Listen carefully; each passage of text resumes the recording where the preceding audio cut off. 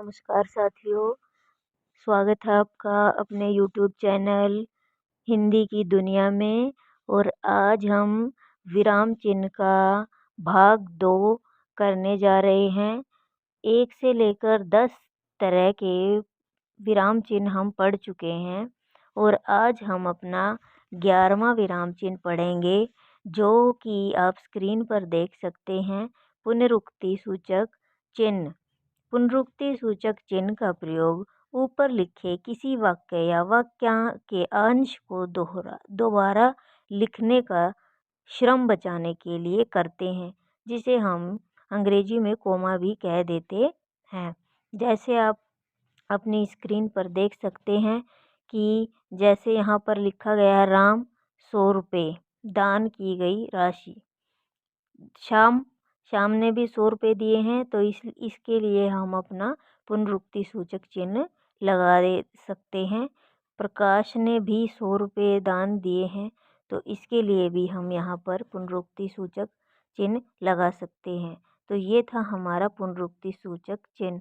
12वां हमारा जो विराम चिन्ह है वो है लाघव चिन्ह, जिसे हम एक छोटी ज़ीरो की तरह देख सकते हैं। आप स्क्रीन पर लगाते हैं। किसी शब्द का संक्षिप्त रूप लिखने के लिए लाघव चिन्ह का प्रयोग किया जाता है।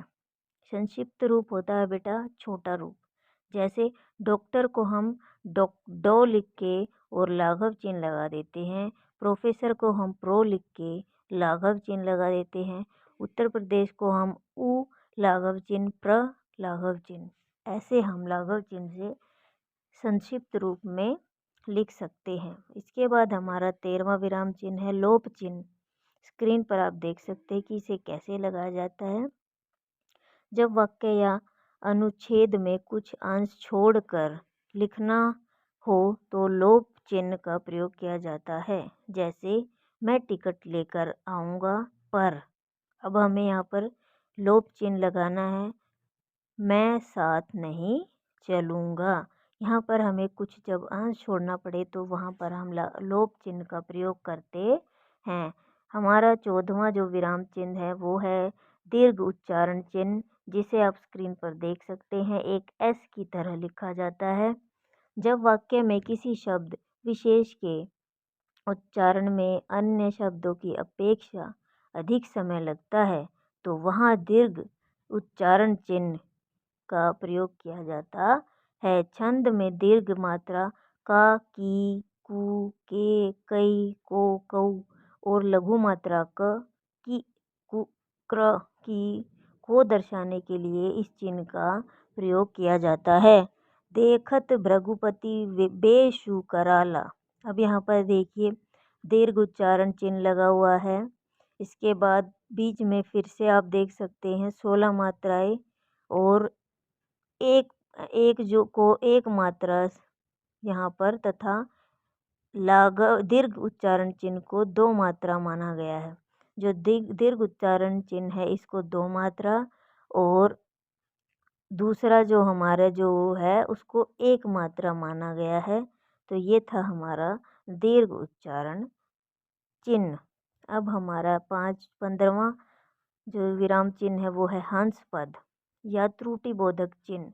जब किसी वाक्य अथवा वाक्यांश में कोई शब्द अथवा अक्षर लिखने में छूट जाता है तो छूटे हुए वाक्य के नीचे हंस पद चिन्ह का प्रयोग करते हुए हम जो हमारा शब्द जो छूट गया है उसे लिख देते हैं।